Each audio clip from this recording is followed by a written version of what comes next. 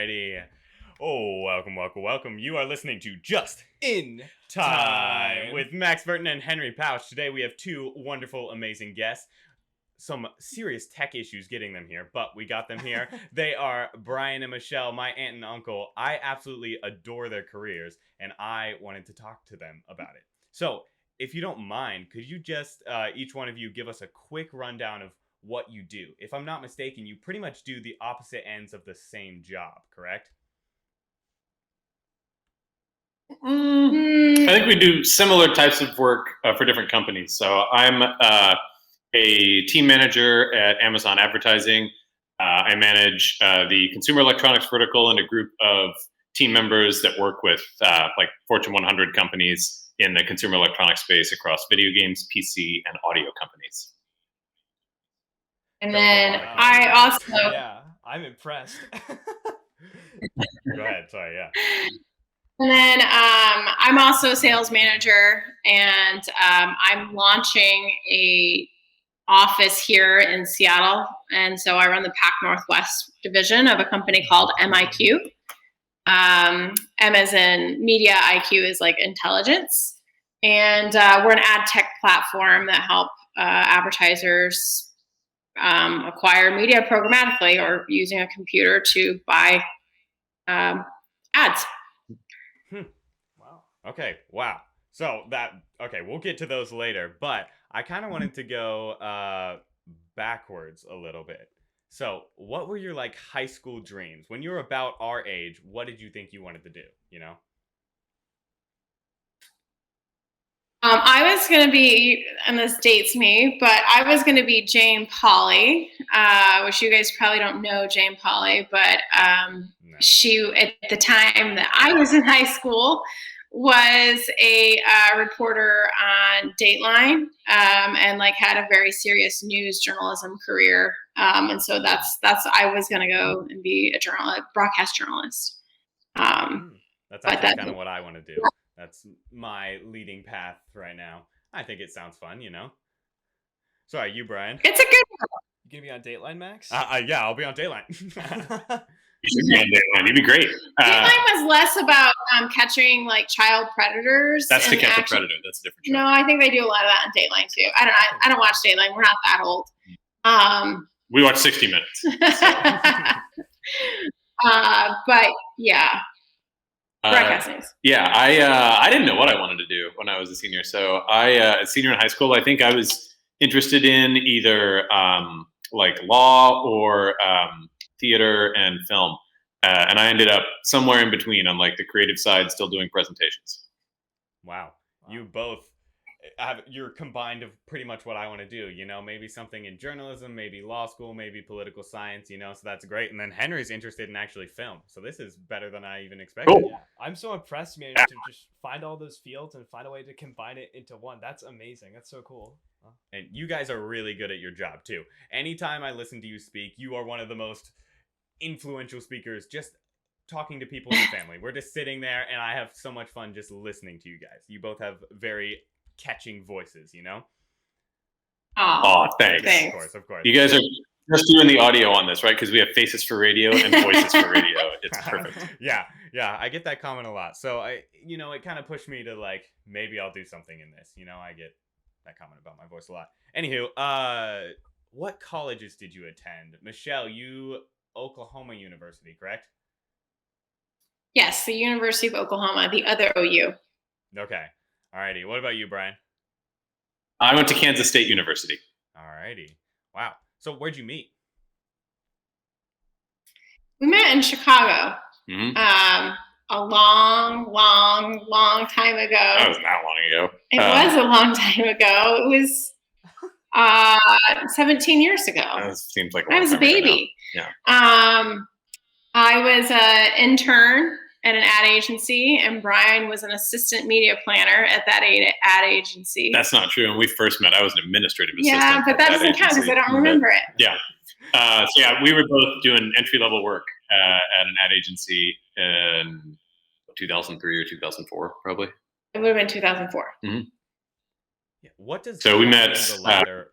What does like climbing the ladder? Go ahead. Like that work? How does that work? It sounded like you started at the baseline. What is the baseline? Because now you're management, but what is the baseline before management? What do you do in that position? Do you know what I mean? Yeah. Do you want me to go first? Yeah, you should go first. It's a lot of work. It's a lot of hours. And it's a lot of doing all the tasks that nobody else wants to do. But in doing those tasks, you're learning the foundations and the building blocks that help you like progress to the next level. Like the idea that you're going to graduate college and make $130,000 and be a manager, that's not realistic. Like you don't know what you don't know yet.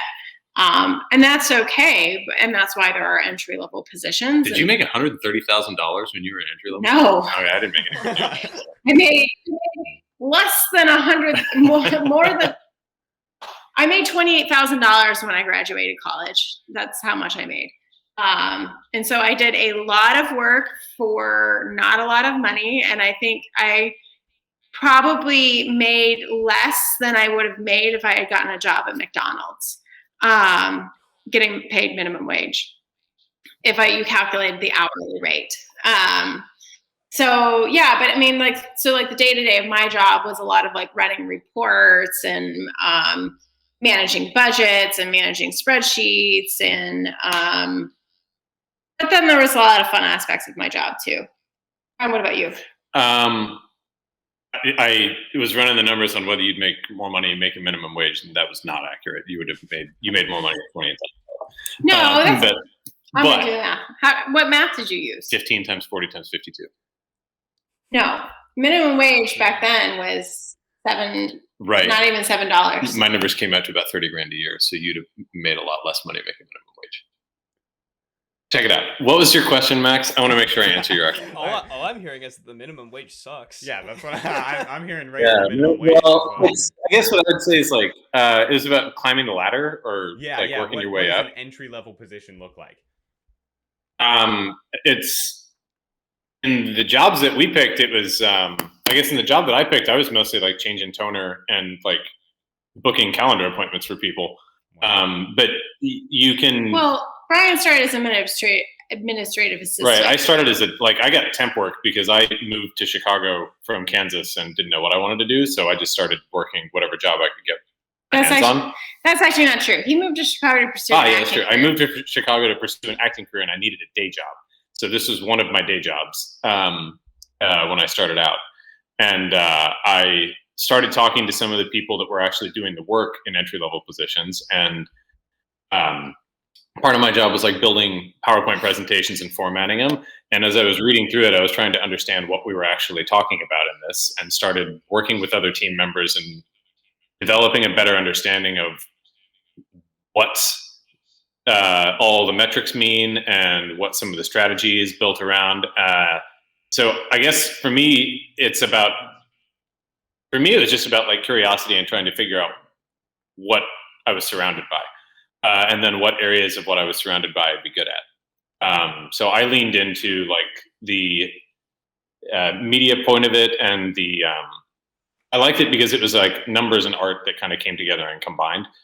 So if you have the right kind of messaging, and you can find the right types of people, and you can figure out what types of stuff they're watching or what they're engaging with, and the right ways to be able to talk to them in a way that's not overly intrusive and obnoxious, then you can deliver a lot of really strong results for businesses in terms of selling product and making people more aware of like new products that are coming out.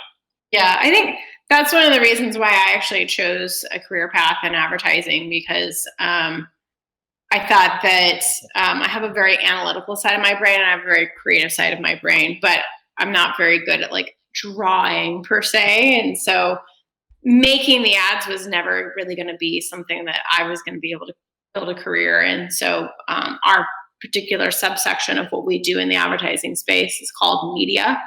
And so I thought it was a really great opportunity to combine both my analytical and my creative side. Yeah. But I guess to answer your question, for me, it was just about like being open to new experiences and like listening to what other people wanted to try to do.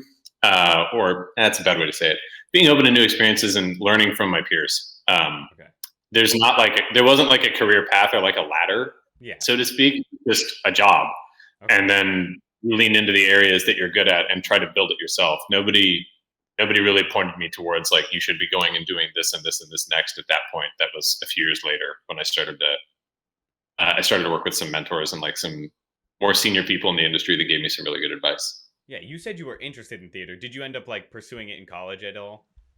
I did it in high school and in college, and then I did it in Chicago for the first couple of years. I was getting pretty consistent work in like storefront theater and like black box shows. I had some friends that were creating production companies and did a lot of auditions. I still keep in touch with a lot of those people, but I wanted a different type of lifestyle and found something else during my day job that could be equally rewarding. And I actually specifically remember hanging out with a group of friends after I was working in advertising for about a year, and I was like, what would happen if I actually like leaned into this type of career the way that I leaned into theater and like applied myself at it,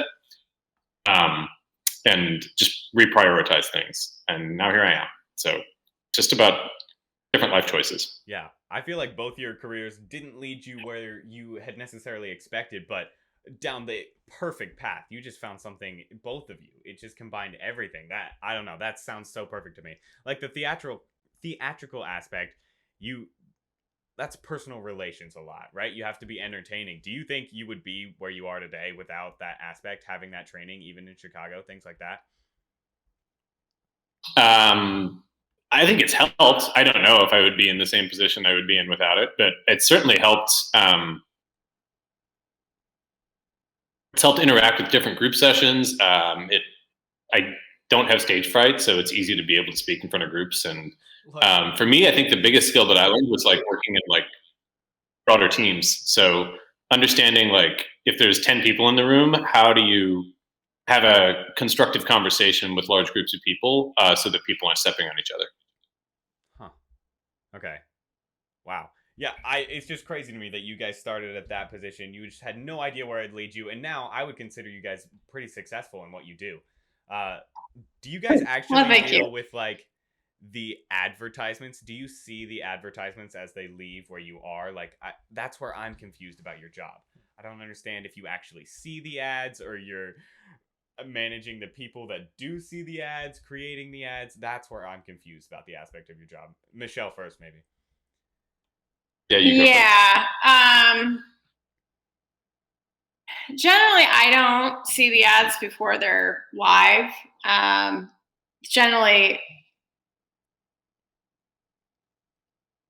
because almost everything that I do for my clients is basically using computer programs to get ads on the internet or on streaming radio or on connected television or your mobile device, whatever it might be. It tends to get passed through a computer server, and it doesn't really hit my desk, generally speaking. Or sometimes it gets what we call a creative asset. The ad sometimes gets sent to somebody on my team, a more junior person on my team, and then they work with a trafficking team to then get it into the computer system so that it runs. Early on in my career, when I was still at an advertising agency versus buying ads versus selling ads, we would often work with the creative agency to, because every ad placement has specifications that they have to meet, and otherwise the company won't run it. And so it was a lot of coordinating with the creative agency to make sure that the ads met those specifications.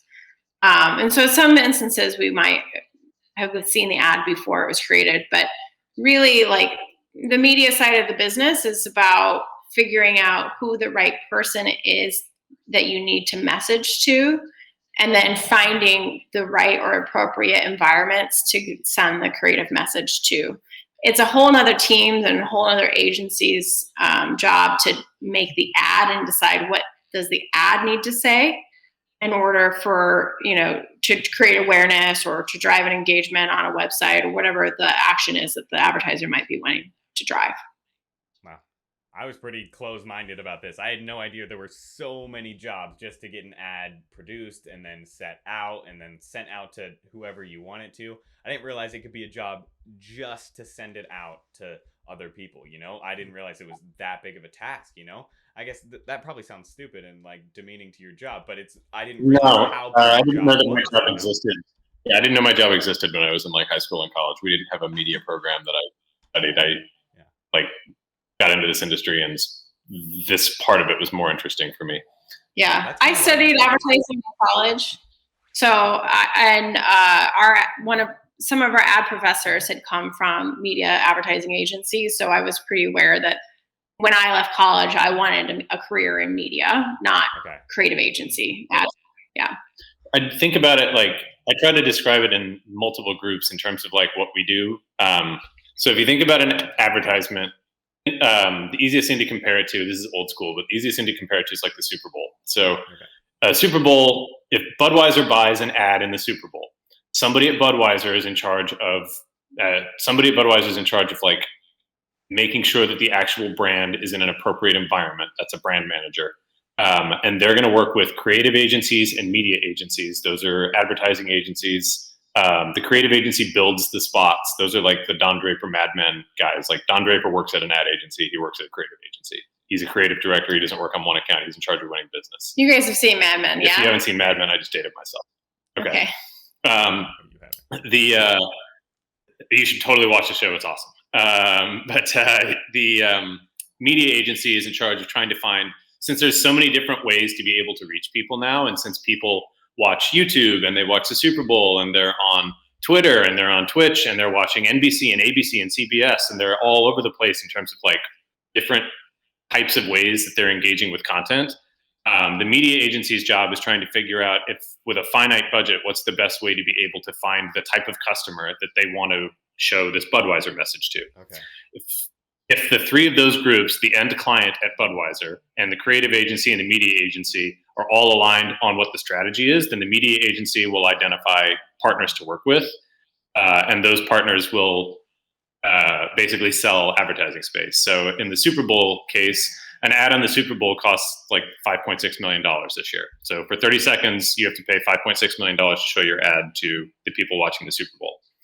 Somebody's in charge of selling those ad spots at whatever TV network ran the Super Bowl this year. We work on similar types of jobs for different companies. So Michelle's just on the tech side, where she's connecting different companies together. She's connecting buyers and sellers together to make transactions easier. And I do something similar, but for Amazon, where I'm trying to find the right ways to be able to help my customers reach more people and sell product on or off Amazon.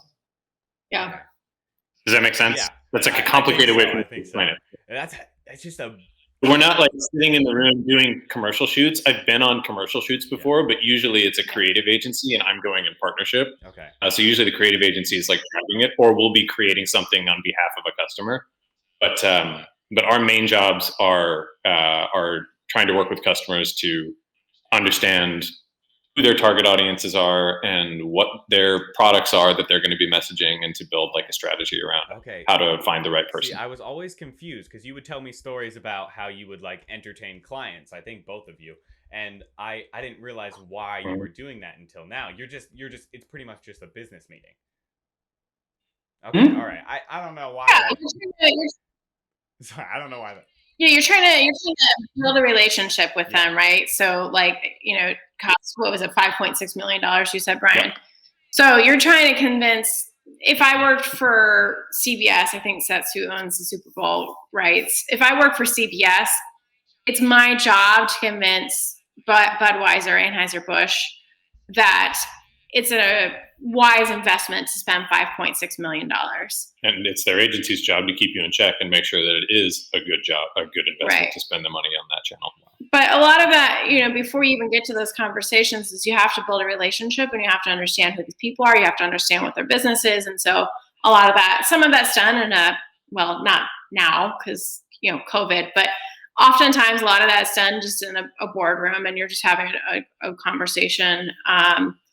Or, sometimes it's done on a golf course, sometimes it's done at the spa, sometimes it's done over dinner and drinks. It just kind of depends. But, really as a salesperson, the better relationship you can build with your clients, the the more information they're going to give you, and in return, then the better solutions you can provide to them. Okay. But you guys both work for some very high-end companies. I imagine that must be very stressful. Would you agree? And you're working around the clock. I mean, we sleep. I don't think that it's any more or less stressful than any of the other jobs that I've had, but it's an intense industry, is what I would say. So everybody works hard, and the people that are successful work pretty hard. I mean, I think that one of the reasons why I moved to the sales side and I left the agency side was because I was working 60 and 70 hours a week at the agency, and I wasn't getting paid anymore. And I wasn't, I wasn't even getting a thank you for working until 10 o'clock every night, and then coming in and working for 8 hours on Saturday and maybe 6 hours on Sunday. I don't work that many hours anymore. Part of that's where I've ascended to in my career. Part of that is I have the ability to create better boundaries now. But when I decided to make the move into sales, the more you put into it, the more financially you generally get back out of it. And so that was a big incentive for me to, and that continues to be a big incentive for me. Like if I know I have a $500,000 RFP due, I'm gonna work extra to make sure that it's really good and really compelling, and that I'm going to be able to close that deal. Okay. So Brian, I was just curious. I think it's more of a Brian question, but is part of your job choosing the platform as like what you're going to advertise on? So part of my job is making recommendations. Actually, my job now is hiring the right people to be able to do the stuff we're talking about. Mm-hmm. But part of what my team does is make recommendations on the right ways to be able to find an advertiser's target audience. So we're on the sell side of the transaction. We're not trying to find the right person as much as we are. Here's what we have to be able to offer, and here's the best way that I could reach this person, or the reason why you should work with this channel instead of this other channel. Mm-hmm. Huh. Are you just looking at like different channels, or also like social media platforms as well?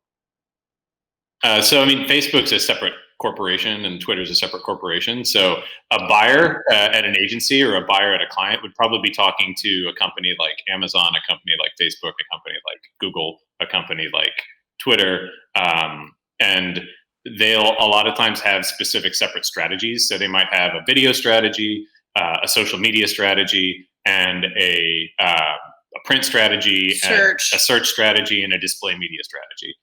To be able to try to, based on the types of engagements that somebody who's a certain age, or somebody who is interested in a product, or somebody that has registered for a product, anything they know about a customer, to where they think they can spend their money most efficiently to be able to find more people, educate them on products, and sell more. So just to kind of like clarify, so when we started our careers, both of our jobs was essentially to do what you asked, Henry, is to decide which channels, which platforms we thought was best to put our clients' budget.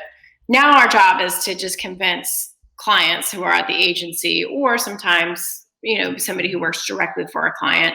Like I work with Starbucks, for example, and so I talk directly to Starbucks, people who work at Starbucks corporate, and I also talk to the people who work at their agency.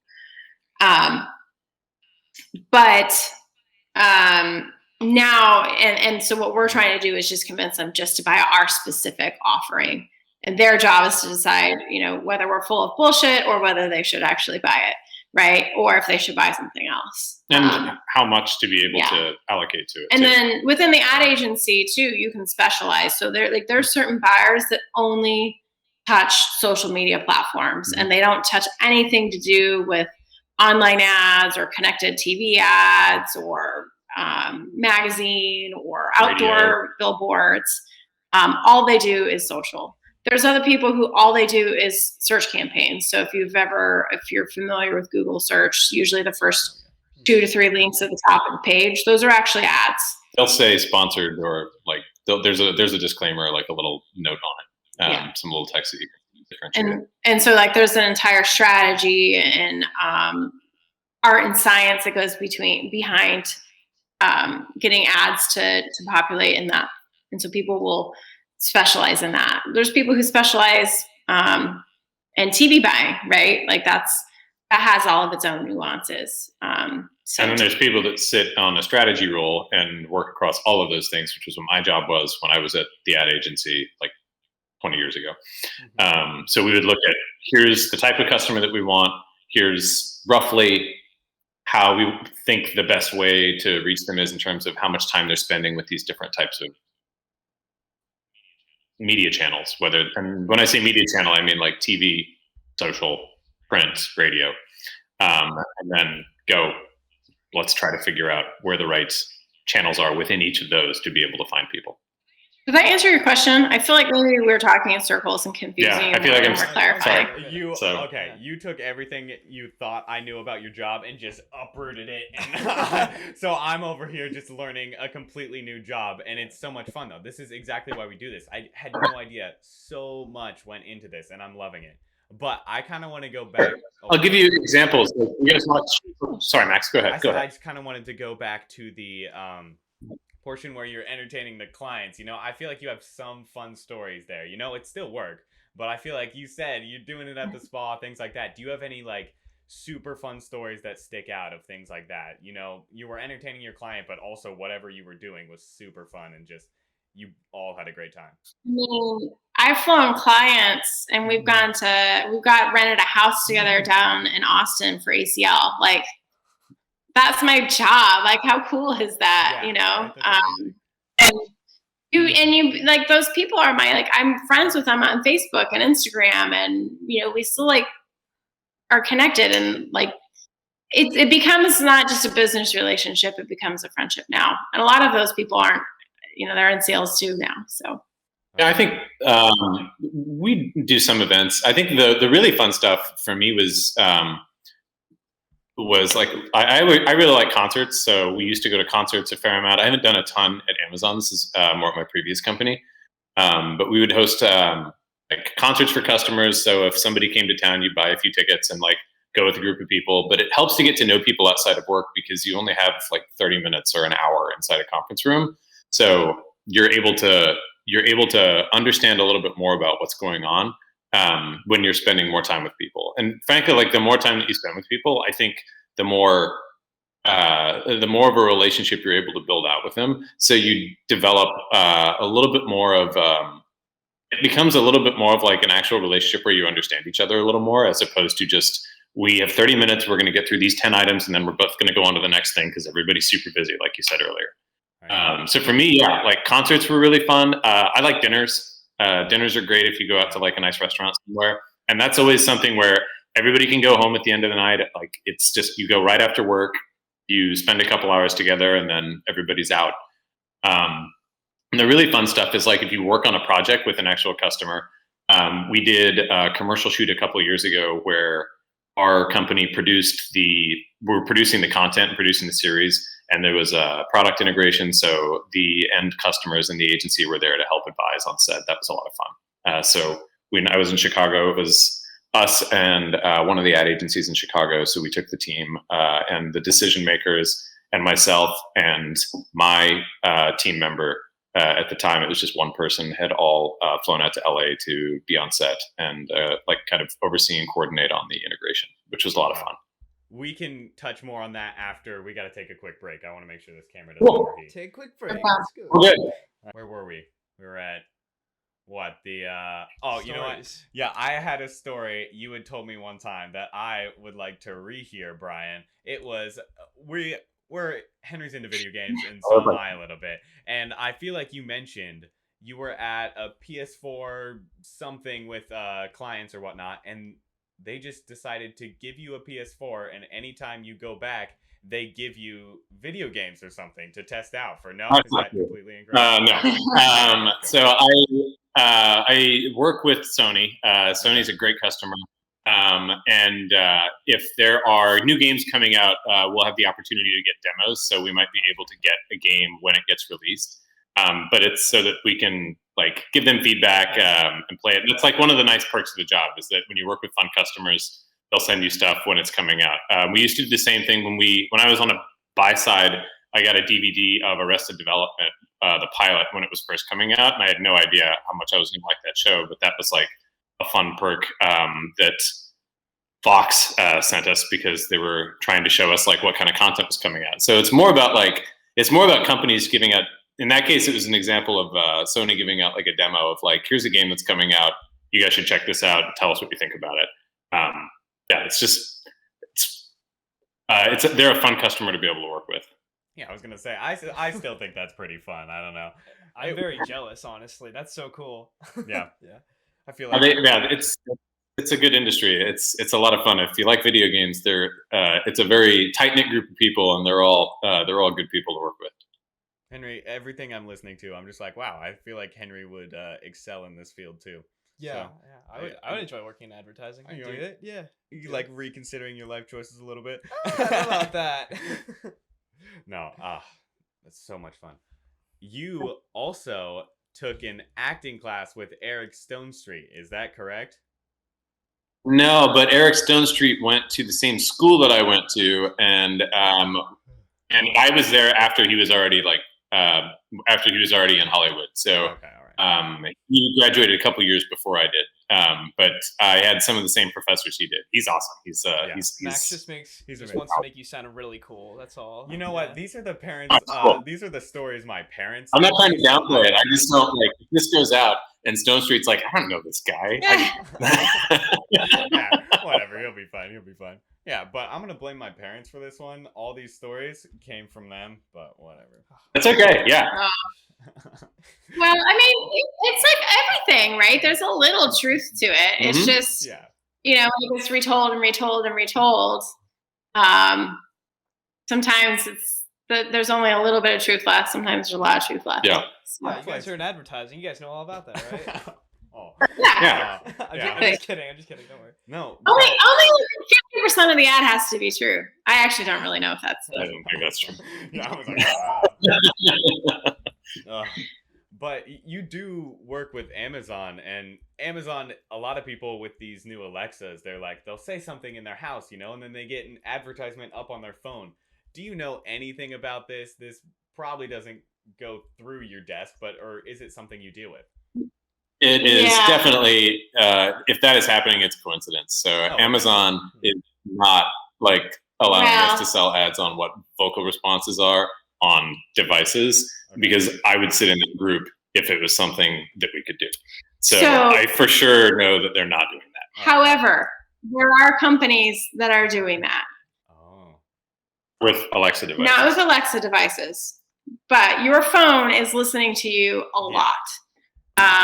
So I would recommend, if you don't want that to happen, to go in and to your microphone settings on your privacy settings in your phone. I'm not sure how to do it on Android, but I can tell you on iPhone. Mm-hmm.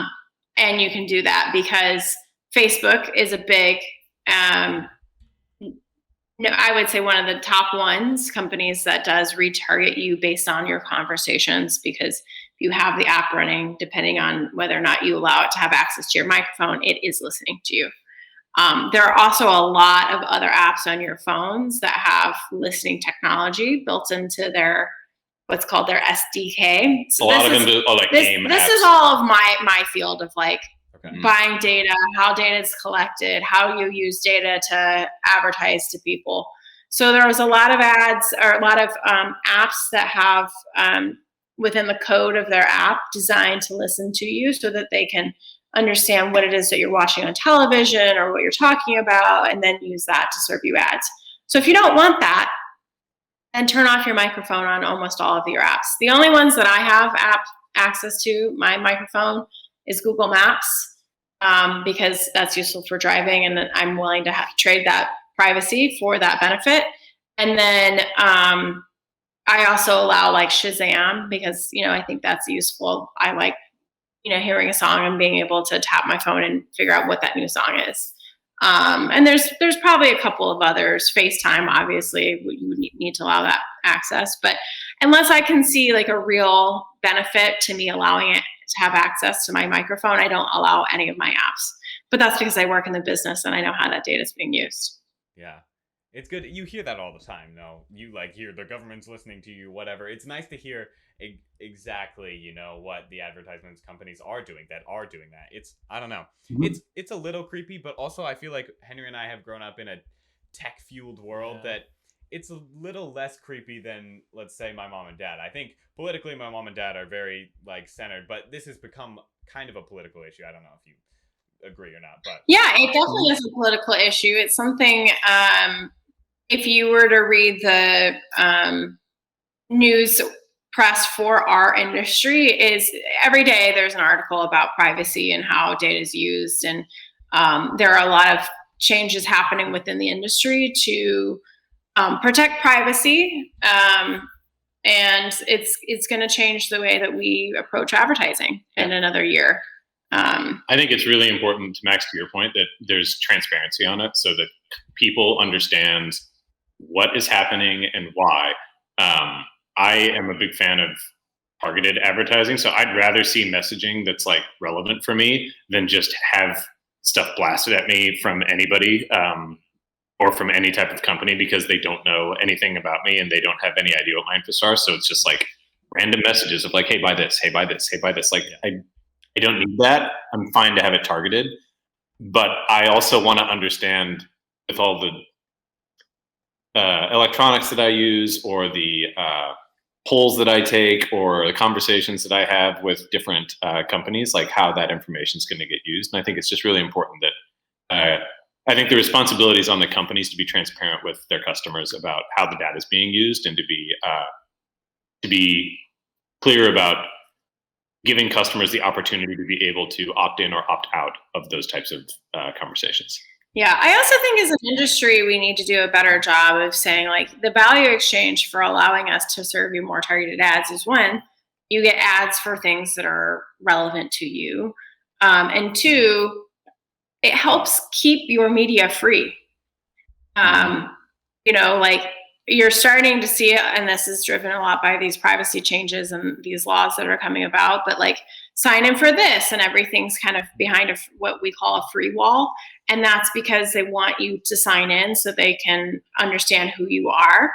And what they're not saying is we need to do this so that we can continue to sell ads, so that we can continue to pay our writers, right? And we can continue to produce content. We can continue to film and things like that. So I think we've done a really poor job as an industry of helping people understand the value exchange of what they're getting for that. Because otherwise, like, who wants to pay $1 for every article they read or every piece of content they view or every video they watch? Or, you know, like that's also not feasible or scalable.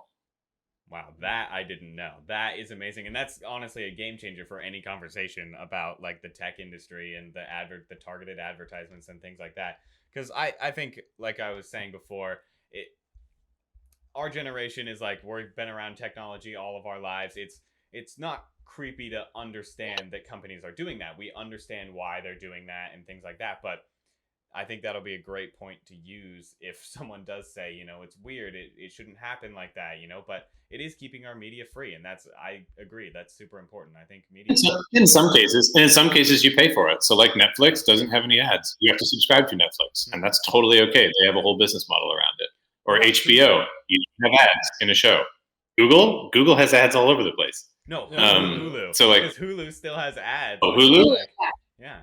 Are they just? So Hulu's built on a legacy. I guess I don't want to speak for Hulu as a whole, but some TV gets tricky because TV and print is built on a legacy business where you are paying a subscription and you're also seeing ads. So there's a level of comfort where you have to pay for cable and you're still seeing ads with cable, or you have to pay for a magazine subscription to show up at your house and there's still tons of ads in it. So there are some media channels and some forms of media where there's a hybrid model. And I think to Michelle's point, like she's talking about, you mentioned like the paywall where your first 10 articles are free. And then after that, you have to subscribe. You're still going to see ads if you subscribe to the New York Times and are reading articles, because they have built their entire business on this hybrid model. and they're trying to figure out, I assume, that a lot of those companies are trying to figure out what's the right balance of advertising revenue relative to subscription revenue, when subscription revenue at most companies, especially legacy print companies, is in decline. Yeah. I mean, I think you guys probably saw, what was it, a year and a half ago, Mark Zuckerberg, the first time he testified in front of Congress, and they're like, well, how do you make money? And he's like, Senator, we sell ads. Like, that's how. Which is 100% accurate. Yeah. Like, the fact that there's a senator who thought that Facebook was a paid service is very confusing to me and very concerning. I mean, I'm not surprised. What, like half of them are over 60 or something? That's. I don't know. I just think that's the Zuckerberg gave the appropriate response, which is exactly how his company makes money. They sell ads. Yeah, I think what's more interesting is what happened with YouTube, and I think the FCC cited them for advertising to target advertising to children, which you're not really supposed to do. And you now have to say on your video if it's made for kids or not, and you can't have target advertisements if it's made for kids, which has decreased the revenue of huge channels like Ryan's Toy Reviews, which is the highest grossing channel on YouTube, and they can't have targeted ads anymore because he's an 8-year-old kid and they're advertising to kids because that's their main target audience. I didn't even know Yeah. that. You can target parents, but you can't target children. That's a big no-no. You can if you're targeting children, you have to do it in such a broad way that it's not specifically targeting children. Okay, I was gonna say that's a fine line to walk, is targeting parents to buy these for their kids and then targeting the kids. Yeah. So what I advise my clients, if I have a client that's trying to reach kids, is that let's look at households we know that have a high viewership of children's programming, and then target the household, not the kid, but the household with ads and not that programming. Now, you work with Amazon, right? Brian does. Brian, yeah. I do. Yeah, so I think a couple years ago they acquired Twitch as part of their own thing, and recently people have been hating how Twitch has integrated their ads, because whenever you click on a streamer, it plays you a 30 to 60 second ad, and sometimes 2 ads, and sometimes you'll be just watching something, and if you watch esports, there's a big moment in a game that happens, sometimes it'll just have an ad in the middle of it, and it is really bad I think their advertising has gotten way worse since Amazon has acquired it. Does that have something? I'll have to go. Yeah, so Twitch has been operating as a separate company within Amazon, so I don't have a ton of insight into the actual ad serving process on it. Our teams are starting to work together this year, but I have not had the experience of having a session completely interrupted at a key moment, and it depends, I guess, on what the experiences are. But I've just started working with Twitch over the last couple of months, so I don't have a ton of feedback that I can give on it, other than I do think I am supportive of if I'm going to see an ad for free content, I'd rather do it at the very beginning of the stream, right when I sign in, than to have it pop up at a random time. I will say Amazon's done a really good job as a broader company in finding the right breaks to be able to serve an ad. So I haven't experienced what you're talking about on Twitch directly, but I can say in a lot of our connected TV properties and a lot of our connected TV offerings that they curate the content so that they can naturally fit ads within an actual commercial break, as opposed to just it's been 15 minutes, we're showing you an ad mid-sentence. Yeah, I know some streamers. Yeah, that's a really poor experience if they do stuff like that. Some streamers have access to when they put their ads in, when it's not the beginning of the stream, but some of them can't decide at all, and they just happen whenever. They don't have any control, and especially at the beginning, because a lot of people, if they want to just kind of find which streamer they want to watch, and they want to watch a minute, and then they might decide to not watch them or watch a smaller streamer, and it hurts smaller streamers, because if you have to watch half a minute of something to find someone else, then it's frustrating as a viewer to go and try to scroll through different channels if you just want to find that one person, and the streamer themselves can't control it. I think is the one thing that I think a lot of people have frustrations with. So the advertisement is actually affecting how the growth of streamers now. Yeah. In theory, I mean, I'm not working this industry, but people on Twitch and that I've seen who talk about it are definitely frustrated with the way they're doing it now. And Yeah. That's interesting because they get a portion of the revenue, so that's interesting. Also, I think the whole business is set up to help growth, because if there's not viewers there, there's no ability to monetize it and make money off of it via ads. So I'm not a Twitch streamer, so I can't speak to that platform specifically, but I'm sure if it's hindering growth of people, that somebody will look into that. Yeah, I would assume that if it's a bad customer, if it's a bad customer experience for the end customer, and it, to your point, if it inhibits growth, there are people that are going to be testing, but we're, as a company, continuing to test and iterate different types of ad experiences on an ongoing basis. So if there is something that's happening today, it may not be the exact same experience in another couple of weeks. Yeah, I really do appreciate the way Amazon does their ads, though, because every time I see one, it's in a nice place. If I'm gonna see an ad, I want it to be here. I actually kind of wanted to touch on COVID for a little bit. How has that changed your job? I know that's a very broad question, but I'm sure you have an answer because it's been in your mind for like a year. Yeah, I mean it's 100% different. I mean, not 100% different, but 50% different, right? Like, neither of us go to an office anymore. We used to both travel a lot, like pretty much every other week, one of us was at the airport. And like, I think it's going to have a long lasting impact on our jobs, even after we're all vaccinated. Hopefully we all get vaccinated, get your vaccines when you're eligible.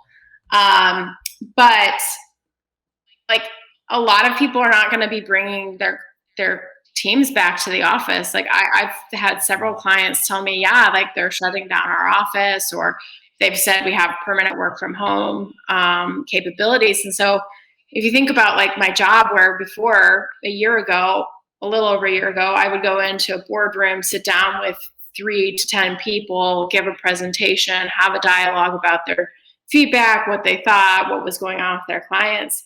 Now that's all done via Zoom. And if they're not all going to be back in the office together again, the idea that I'm going to be able to sit in front of them for 30 minutes all together in the same room, like it's completely different. And then, of course, all of the entertaining that we used to do, that isn't really happening anymore.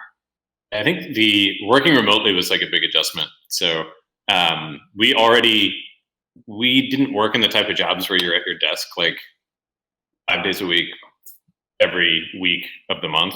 To Michelle's point, we were on the road a lot. So I would travel to go and meet with wherever my customers are. And my team members are in the East Coast, the Midwest, and on the West Coast. So I was on a plane to meet with different colleagues and different team members recently. For me, the biggest change has been the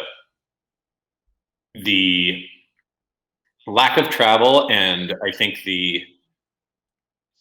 since everyone's been working from home, this isn't just our industry. I'd say this as a whole. The lines get blurry about like when you're leaving. So like your work and your home life, you've got to be able to create some pretty good boundaries and get in the habit of knowing when the end of the day is, especially in jobs where you're working long hours, or if you've got a project that you're working on, the project isn't done. It would get real easy to catch myself working at like 7:30 or 8 or 9 at night and then be like, I should walk away from this for a while. So I think it's really important to like set boundaries and try to create a work-life balance while you're at home. And the flip side of that, I really like working from home because I don't have to commute into an office every day. And a lot of the time that I was spending waiting in airports to board where I couldn't be actually working, I'm getting that back. So I'm able to meet with more team members internally. But there's something to be said for the lack of like person-to-person interaction that we used to have a lot more of. Yeah. But I think, and I'll be interested to see how things go back after COVID. The work life, I think it's the idea of work-life balance is, especially in our industry, is kind of, I think, silly and not really realistic. But what didn't exist very well, at least for us, and we've achieved, and I think a lot of people in our industry have achieved, is the idea of work-life integration. And so the idea is that like work doesn't just happen between the hours of 9 to 5. Sometimes you're on a call at 8 o'clock, or sometimes like we have teams in India. Like sometimes they're on the phone with us at 9 and it's 7 a.m. our time, 9 p.m. their time, 7 our time. But it's like, well, okay, then take off an hour in the middle of the day and do your workout, get a load of laundry and go run some errands and come back and keep working. Or, to Brian's point, or we talked about earlier, like we've got a big proposal that's due. Come upstairs, get dinner and go in the crock pot or whatever you're doing, and then go finish work. And I think that's been a really big benefit to, like, for us, work from home, and what COVID's brought to us is better work-life integration, because work doesn't just happen between the hours of 9 to 5, and life doesn't just happen before 9 o'clock or after 5 o'clock. Yeah, so those boundaries Brian was talking about might be completely different than someone that normally works a 9 to 5 job. So on that like off time of the boundaries you set, like I said earlier, you said it's not as stressful as some other jobs, or like it's not more stressful, I guess. What do you do for your mental health? Let's say, because it's not a 9 to 5 job, do you do anything specific for your mental health? I just want to know. Like meditation, working out. You do more meditation. I went to therapy for a good 4 years, so that's that. I try to meditate for like 3 minutes once a day. I really need to work out. Like that's a big part for me of keeping mental health in the right space for me. So I make sure that I get up in the morning and I work out, and I don't take calls really early in the morning unless it's with India and it just has to happen. That's kind of like my time that I don't allow people to encroach on. And then I say, like, I've learned a lot over the years about prioritizing work and what needs to happen and what doesn't actually have to happen and what can wait till the next day. And I think keeping an eye on what's getting added to your list and what might have to fall off till the next day has been really beneficial. And as a manager, I think really important, you have to learn to delegate, which is really hard because oftentimes you can do it better and faster than the entry-level employee, but the entry-level employee doesn't learn if you don't teach them. So knowing when you can delegate as well. What about you? I think for me, it's about like finding other things to be able to do. So have hobbies that you get interested in. We took up skiing a few years ago, so we've been able to ski a lot more this year. I like cooking. I've been struggling to teach myself how to play guitar over the last 9 months. So that's been fun. Like just finding other outlets and other ways to be able to have fun in the environment that we're in right now. When travel, which was another big passion, is not currently available until vaccinations are more broadly distributed. Yeah. Not even distributed until more people are vaccinated. So. Another thing too, I think one of the things that really attracted me to the company that I work for now is a lot of how they treat their employees and their emphasis on mental health and taking self-care and coming out of the gates, like our company, we hire, everybody gets 5 weeks of vacation, no matter what. And I think that's a very unique quality for American companies. Like our company is headquartered in London, so I think that's why you see a better offering in that regard. But so selecting a company in terms of thinking about where you want to work and when you're interviewing, maybe don't ask how much vacation time am I going to get, but ask questions to help assess, like, what do they do to help their employees maintain mental health and work-life integration, and how do they promote self-care? I think is really important, because as much as they're interviewing you as a prospective, you're interviewing them as a prospective employer. I think it's also, that comes down to the manager and the team too. So I think it's anybody who's in management, it's their job to try to help create a good team environment where you can encourage that type of like a balance. Like you'd mentioned earlier that you had experiences at the ad agency where you never got thank yous and like felt really underappreciated. I would never want to work at a place like that either. And I worked hard at the agency, but I felt very valued and appreciated when I was there. I just was excited about a different opportunity. So I think it's probably going to vary from team to team in terms of the type of balance that you can achieve, but it's on every individual to like set boundaries for themselves. And it's on, I think, the managers and the team leads and the company leads to create a culture where that's more broadly accepted, and that people can deliver and do their jobs and do the things that they need to be able to make their teams and their companies successful and not have to sacrifice their personal lives at the same time. I 100% agree. Like you said, the personal life and never mind. Anywho, but like a job ends up taking over your life. I mean, that's what it does. It sets the boundaries of what your life is going to look like, right? A job. And so the mental health in that job, I feel like, is essential to actually doing the job well. You know? I don't know. Anyhow. Yeah, no, you're totally right. People that feel good about what they're doing day to day are a lot more effective at what they do. And people that are happy in their jobs your job shouldn't be a prison. Like you shouldn't feel trapped in it. You should find something that you want to do and that you're excited about. And if you're not really excited about it and you don't love it, there's lots of jobs out there. Go find a new one. Like keep looking for something else, even if it's in a different industry. So it sounds like I will say though, like take advice from other countries like London and whatnot. We need to start taking that mentality into our work here. Yeah. I think though, it's important to remember it's called work for a reason. Not every day is fun. Right. But you shouldn't have the Sunday scaries every Sunday. You shouldn't dread going to work, a case of the Mondays and going to work every Monday. There's going to be Mondays where you're like, man, I really don't want to go to work today. Same as sometimes you really don't want to go to school every day, right? Yeah. It's called work for a reason. If it were fun all the time, they'd call it fun. That's true.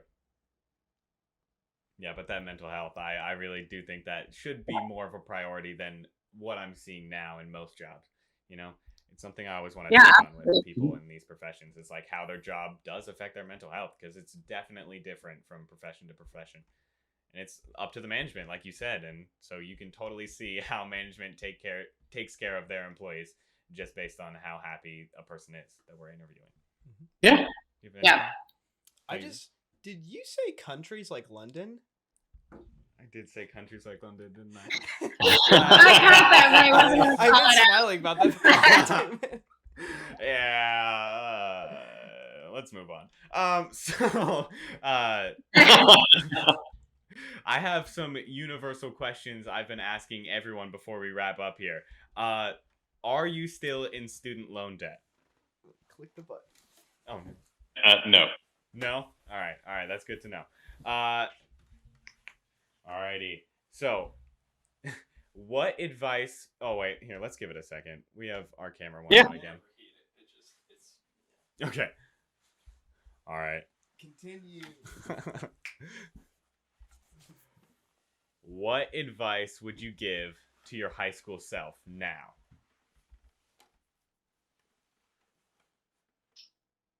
I think I said it earlier of just don't be so stuck to a plan that you can't change the plan. And just be open to recognizing new paths and new opportunities that you didn't think were paths and opportunities for you. I just said take more risks, big risks. The biggest life-changing decisions that I made that were the scariest ones were the ones that I think the ones that I regret the least. So, like make big life choices early, and don't be afraid to roll the dice in a big way. Also, move to an expensive city while you're young. Yeah. When you're dead broke, 22, just do it. You won't feel it. It won't matter because you're supposed to be broke at 22. Yeah, and you're going to go out and have so much fun anyway. You won't spend that much time at home. So go if you're thinking about moving, I'd say move to a city and go where the opportunities are, and do it when you're young before you lay down your roots anywhere and get too comfortable. Don't be too comfortable. Yeah. Keep disrupting. You don't want to get where if you're not already in an expensive city, you don't want to get to where it becomes a downgrade in your lifestyle to move somewhere. You're going to be broke anywhere you live at 22. So just go live in the expensive place. And if you hate it after a year or two, You can always go back. You can go back to the less expensive place. Mm-hmm. Oh, that's such I just think that's going to change someone's life for sure. Just like, do it. That's making me think, especially because of the careers I'm considering. Because I'm considering a career in film, and like I want to like work behind the camera, and like a lot of people, what they say to do is move to a big city and just find opportunities and don't even go to college for it, and that like terrifies me. But you should. I think we should definitely study, but dude, you should move to New York. I don't agree with the don't do college piece. Yeah, me too. Here's me too. I went to school thinking I was going to be Jane Pauley. I know nobody watching this knows who that is, but I had to Google her too. I didn't know who she was. Okay, Barbara Walters. Everybody knows who Barbara Walters is. Barbara Walters. Also a joke that's lost on you guys. Sorry. Anyway,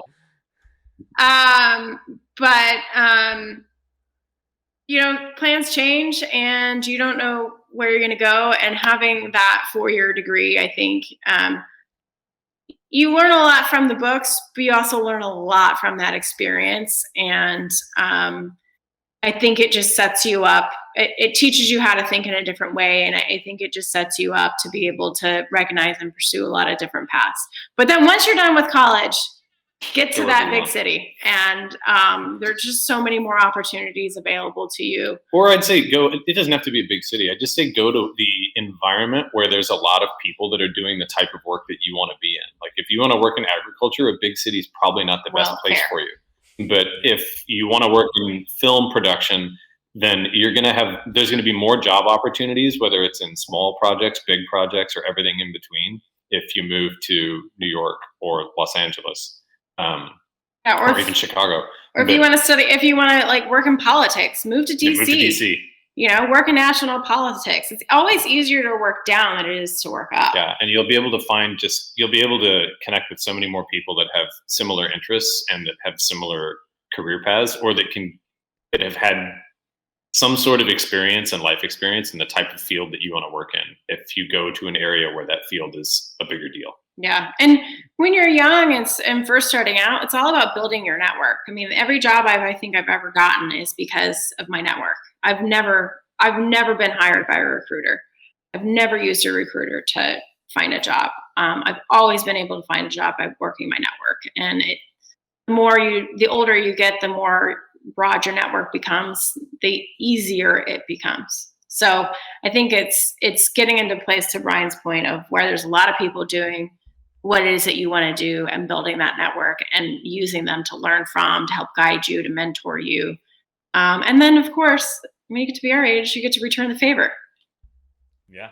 We get this advice a lot. It's honestly probably the biggest thing we hear at this age. And, it's easier to like listen to it and just, oh, sure, blah, blah, blah. But I don't know. I've been hearing it so many times. It really sounds like I just should do it and it should happen. And I don't know.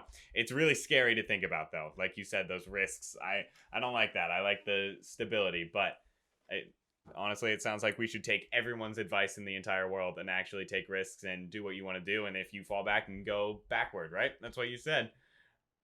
Yeah? All right. I don't know. You can always go back and do what you can always go back tomorrow and do what you're already doing today, but you're never going to know what else is possible unless you try something different. Wow. What a great quote to end on. Absolutely. So thank you, everyone. You've just listened to Just in Time.